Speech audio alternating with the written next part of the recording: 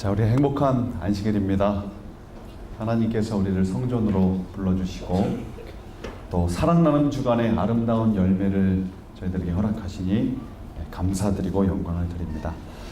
개인적으로 저에게서는 이번 2018년 사랑나는 주간이 이제 마지막입니다. 그래서 지난 4년을 되돌아보고 저의 모습을 다시 한번 반성하는 그런 계기가 되었던 것 같습니다. 굉장히 괴롭고 좀 아픈 시간들이었어요. 그러나 그럼에도 불구하고 희망은 오직 살아계신 하나님께 있다. 그것에 다시 한번 감사하게 되는 그런 시간이었습니다. 우리 캠퍼스에 있을 동안 정말 사랑 많이 나누시고 하나님의 은혜 가운데서 우리가 땅끝까지 복음을 전하는 주의 제자들이 되었으면 좋겠습니다. 강남역을 가다 보면요, 제가 강남역이 굉장히 저에게 있어서는 39살의 충격적인 장소였던 것 같아요. 강남역, 모든 것이 다 있는. 가다 보면 설릉역이라고 있습니다. 거기에는 설릉과 정릉이 있는데요. 누구의 무덤일까요? 조선 왕조 9대 성종과 11대 왕 중종의 무덤입니다. 누군지 잘 모르겠어요. 2009년 세계문화유산 유네스코에 등재되었고요. 근데 이 무덤에 특징이 있습니다. 무엇일까요?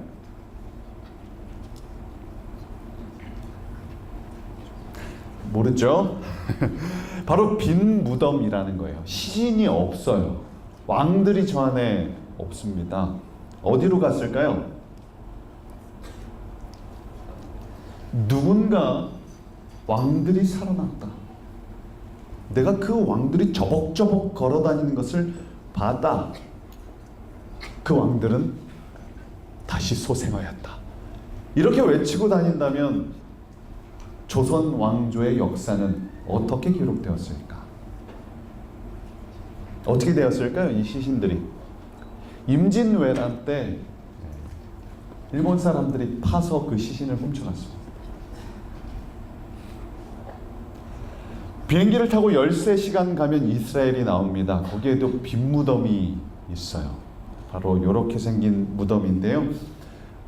누구의 무덤으로 추정되냐면 예수님의 무덤으로 추정하고 있어요. 그러나 명확한 증거는 존재하지 않고 있습니다. 그런데 이 무덤 안에는 이렇게 쓰여져 있습니다. He is not here, for he is risen. 무슨 뜻입니까? 그분은 여기에 계시지 않습니다. 그분은 살아나셨습니다. 이렇게 팻말이 써져 있습니다. 이 무덤에 예수님이 계시지 않아요. 예수님의 시신이 없어졌을 때 제자들이 그 시신을 숨겼다고 그렇게 소문이 났습니다. 그러나 제자들은 그분은 살아나셨다.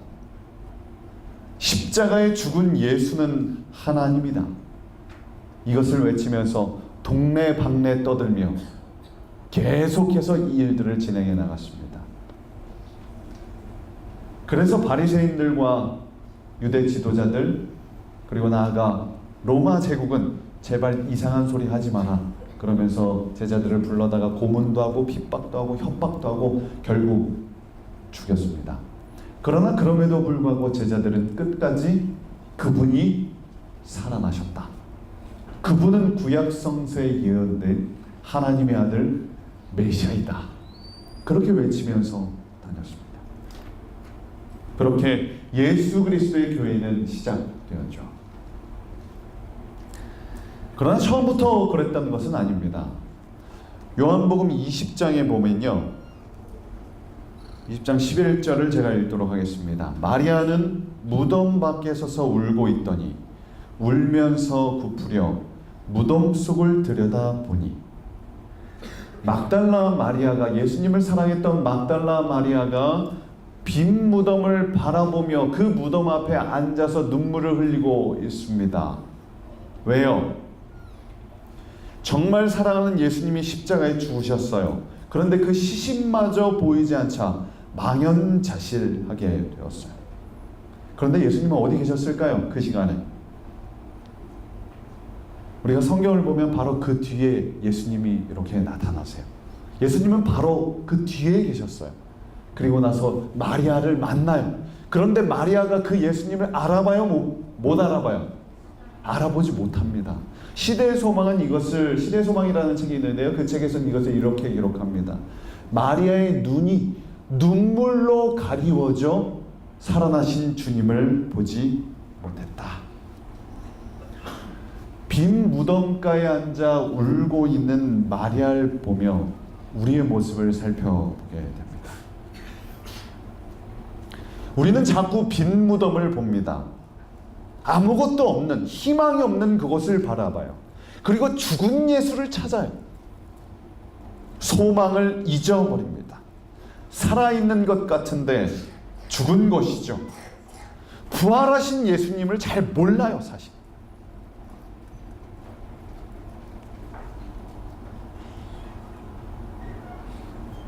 오리온 초코파이 좋아하시나요? 포장이 좀 다르죠? 어제 저희 목회 동기방에 저 초코파이 사진이 하나 올라왔어요. 자기가 피아노 조율을 하다가 이것을 발견했대요. 탄생연도 1999년. 제가 대학 입학할 때 만들어진 99년생 초코파이가 아직까지 썩지 않고 있어요. 소름이 끼쳤어요. 뭘로 만들었을까? 혹시 저 초코파이는 영원 불멸의 삶을 살고 있지는 않을까? 그 되게 신기해요. 사람들이 만들어 놓은 것 중에 거의 그러니까 영구적인 것들이 굉장히 많잖아요. 그냥 두면요, 영원한 시간을 갈 수 있는 물질적인 어떤 물체들은 사람들은 만들어내는데 결국 우리는 영원히 살 수 있어요, 없어요? 우리가 만든 거는 그렇게 가는데 초코파이도 언제까지 쟤는 살 수 있을까? 그런데 썩지 않았다고 괜찮은 것일까요? 겉으로 봤을 때는 저거 시온이 주면 시온이는 분명 먹을 수 있을 거예요. 갑갑한 그곳에서 20년을 잘 버텼어요. 그러나 이 초코파이는 생명이 없죠. 먹을 수 없습니다. 썩지 않았다고, 살아있다고 해서 산 것이 아닙니다. 겉은 우리가 그리스도인일 수 있어요. 세이라는 이름으로, 혹은 리더라는 이름으로, 전도사라는 이름으로, 혹은 목사라는 이름으로, 신학생이라는 이름으로 겉은 그렇게 살아있는 척할 수 있지만 그것이 진짜 산 것이 아니라고요. 생명이 없어요. 살아계신 하나님이 잘 보이지를 않아요. 정말 예수가 사셨다면, 하나님께서 살아계신 분이라면 그분의 임재와 그분의 현현과 그분의 존재가 우리의 삶 속에 분명 드러나야 할 텐데, 나타나야 할 텐데, 성경의 수많은 기적들이 상식이 되는 것처럼 오늘 그것이 우리에게 일어나야 될 텐데 죽어 있어. 초코파이처럼 99년에 입학해서 피아노 속에서 저렇게 살았던 것처럼 저의 인생도 혹 그렇게 살지는 않았는지. 반갑다. 빈 무덤은 참 애매한 상황입니다. 차라리 그 빈 무덤 가운데 죽은 예수를 발견했더라면 깔끔해요. 예수님이 뭐가 아니라는 거예요. 메시아가 아니라는 거예요. 그래서 깔끔히 그 신앙을 떠나면 돼요. 그리고 정말 상처받고 절망했지만 그냥 그 상태로 그냥 자기 살 길 찾아서 내 마음대로 가고 싶은 곳, 다시스로 아무 곳이나 이렇게 가고 그렇게 살면 돼요. 근데 빈 무덤은 예수가 죽은 것도 아니고 산 것도 아니죠. 오히려 혼란스럽습니다. 오늘 우리의 신앙은 그 지점에서 우왕좌왕하고 있지는 않은지. 그때 예수님께서 다가오십니다. 나다. 빈 무덤에는 내가 없다. 나는 여기 있다. 나는 살아났다.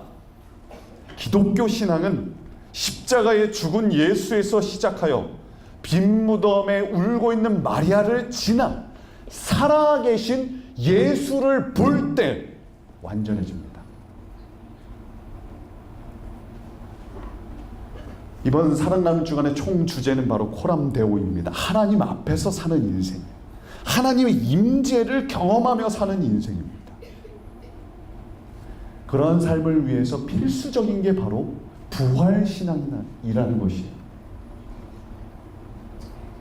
똑똑이 눈을 감고 있어. 좀 살아나라고. 아주 우리 신학과 1학년생들이셨죠?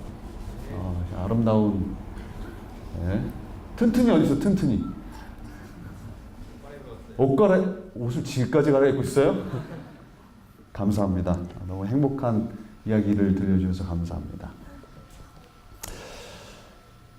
첫째 날 이 요나의 이야기에서도요, 요나의 물고기 뱃속과 요나가 다시 물고기 밖으로 나간 그 이야기는 예수님의 십자가와 부활을 상징합니다. 그래서 오늘 우리의 개인적인 영적인 경험도 풍랑에 들어가지만, 고래 뱃속에 들어가지만, 죽지만 다시 살아나는 경험을 통해 이것이 있어야만 어디로 갈 수 있는 거예요? 니느웨로 갈 수 있는 거예요. 이거 없이는 니느웨로 못 가요. 우리는 여전히 어디에 있을 수 있다는 것이에요. 다시 수 있다. 내가 그리스도와 함께 십자가에 못 박혔나니 예수가 사신 것처럼 나도 다시 사시는 거예요. 그 경험이 우리에게 있을 때에만 우리는 니느웨로 갈 수 있어요. 복음을 전파할 수 있어요. 둘째 날은 어떤 이야기였습니까? 아름다운 시절, 그들이 순교했습니다. 자신의 마지막 남은 떡, 이거는 수요일이죠. 헷갈리네요. 토마스처럼 자신의 마지막 남은 생명을 전달하며 죽었어요. 순교라는 것은 단순히 나의 신앙 이념의 고집이 아니라 뭐라고 말씀드렸습니까? 나의 죽음을 통해서라도 저 대상을 살릴 수 있는 그 사랑의 마음, 그것이 순교의 핵심이죠. 그러나 그 순교 역시도 무엇으로 이루어지는 것이에요? 부활신앙. 예수 그리스도께서 다시 사신 그 약속을 가지고 우리는 순교할 수 있는 것입니다. 그리고 셋째 날 아름다운 유산, 마지막 떡, 자기의 남은 마지막까지도 내어줄 수 있는 희생의 정신 역시도 예수의 삶을 통해서 성취됐고 그것은 부활로 이루어졌다라는 것입니다. 그리고 솔라피데 역시도 죽음을 넘어선 부활 신앙을 이야기하고 있습니다. 그리고 어젯밤 우리의 가슴을 뜨겁게 했던 사도행전, 사도 바울이, 베드로가 땅끝까지 복음을 전파할 수 있었던 것은 예수 그리스도께서 다시 뭐 하셨기 때문에? 부활하셨기 때문에. 요 지점에서 하나님의 교회는, 하나님의 나라는 시작되는 거예요. 근데 우리의 신앙은 어디까지 가고 마냐면 십자가 언저리에서 그냥 주님이 나를 사랑하시는구나, 사랑하는 것 같다, 여기서 끝나고 그냥 말아요. 다시 부활하지 않는다고요. 다시 살아나지 않는다고요.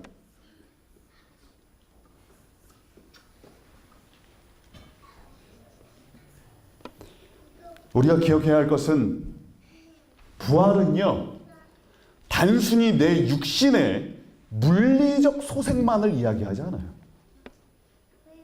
그냥 물리적으로 초코파이 살아있잖아요. 먹을 수 있잖아요. 먹을 수 있는 거예요?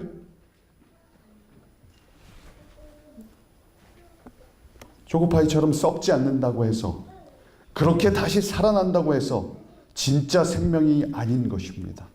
부활에는 가장 강력한 하나님의 기별을 담고 있어요. 그것은 바로 천국을 보여주는 것입니다. 하나님 나라의 핵심을 나타내고 있어요. 부활을 통해서. 그것은 무엇입니까? 제가 그제 소리를 지르면서 말씀을 드렸어요. 근데 제가 끝나고 나서 저희 집사람이 자기 막 소리 지르니까 시온이가 옆에서 뭐라는 줄 알아? 아빠 앵구리 화났나 봐. 앵구리. 그죠? 제가 그 저녁 집회가 끝나고 나서 1시간은 정신을 못 차리겠더라고요. 내가 무슨 말을 한지도 기억이 안 나고, 내가 괜히 그냥 멀쩡하게 잘 온 친구들한테 괜히 버럭버럭 소리 지르고 얼마나 미안하고 죄책감이 들던지 굉장히 괴로웠던 밤이었습니다. 근데 그날 드렸던 말씀의 핵심은 이것이었죠. 우리들이 하는 사랑은요, 절대 죽음을 이길 수 있어요, 없어요? 없어요. 왜? 우리는 굉장히 이타적인 것 같으면서 결국 이기적 선택을 해요. 제가 목사를 하면서 가장 많이 느끼는 게 이거예요. 아, 나 이렇게 이기적이었나? 제가 학생 때는 그런 걸 잘 몰랐어요. 나름 그래도 이타적으로 잘 살았던 것 같아요. 근데 점점 나이가 들면 들수록 너무 사람이 이 머리부터 발끝까지 세포 전체로 나는 남보다는 나를 먼저 사랑하는구나. 사랑할 수 없는 사람이 반드시 나타나니까 그것이 너무 괴롭다라는 거죠. 이런 어설픈 사랑을 가지고는요, 죽음의 경계선을 넘어가지가 못해요. 죽음을, 하나님 나라는 어떤 메커니즘이냐면요, 죽음이 없을 수 있는 이유는 무엇이냐면 그 사랑의 완전함, 원래 사랑의 모습, 그 진짜 사랑의 모습이 이루어지는 그 나라에서는 죽음이 사라져버리는 거예요. 그 사랑이 워낙 강하기 때문에.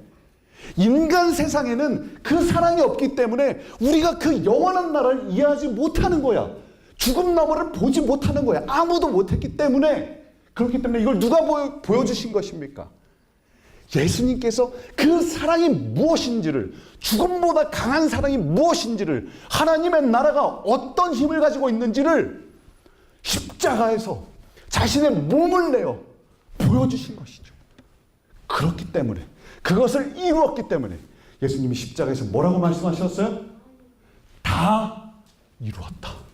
구약 성경에 예언된 모든 그 예언들을 성취하셨고, 죄가 들어오기 전부터 계획된 인류를 구원하기 위한 하나님의 계획들을 다 성취하셨고, 그 핵심에는 하나님 나라의 본질인, 하나님의 율법인, 하나님의 품성인 진짜 사랑, 그 사랑의 완전체가 십자가에서 완전하게 이루어졌기 때문에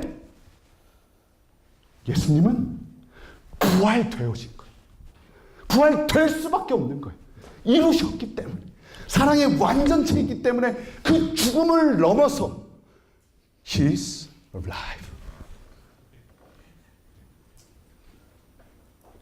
그래서 우리도 그 안으로 들어갈 때 뭐 될 수 있는 거예요? 죽어도 살 수 있는 희망이 생긴 거예요. 예수님이 부활하셨을 때 제자들이 놀랬잖아요. 처음에는 뭐 보고 놀랐어요? 죽은 사람이 살아나서 놀랐어요. 물리적으로 놀랬단 말이야. 근데 진짜 제자들이 놀랬던 것은 뭐예요? 그 십자가와 부활의 의미를 깨달았을 때, 하나님 나라를 깨달았을 때, 예수님이 부활하시고 나서 제자들이랑 뭐 했습니까? 40일 동안 하늘로 승천하기 전에 뭐에 대해서 알려줬어요? 하나님 나라. 그 나라가 어떤 나라인지, 나의 죽음과 부활이 어떤 의미인지 계속 그것에 대해서 알려줬어요. 이것을 깨달았을 때 그들은 진짜 제자가 될 수 있었던 것입니다. 진짜 사랑은요, 죽음을 이겨내죠.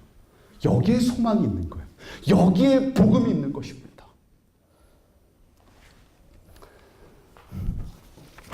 (1980년)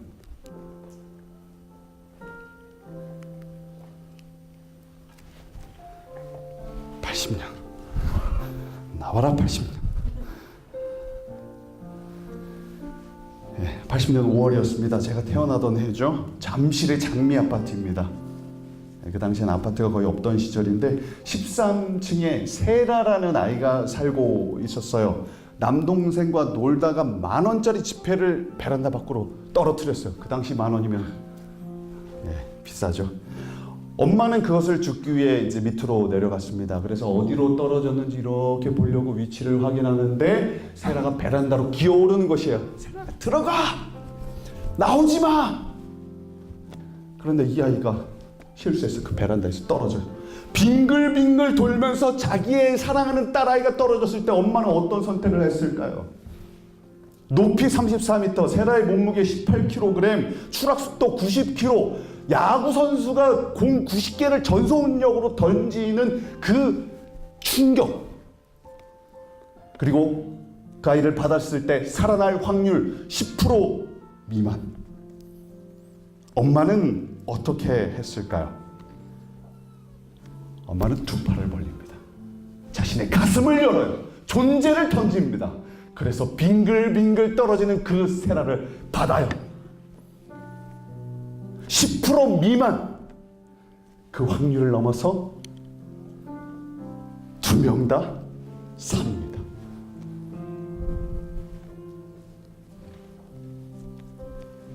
사랑이 모두를 살렸습니다.